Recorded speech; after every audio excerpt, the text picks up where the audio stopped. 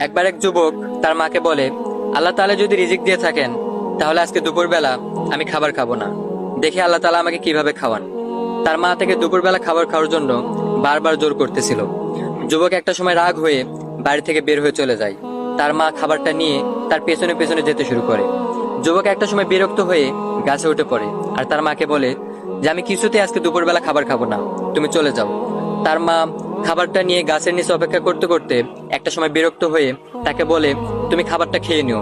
তার মা বাড়িতে চলে যায়। কিছুক্ষণ পর ওই পথ দিয়ে কয়েকজন পুলিশ যাইতেছিল। যাওয়ার সময় দেখে গাছের নিচে গরম গরম খাবার রাখা। পুলিশরা ভাবলো খাবারটা আমরা খেয়ে নিই।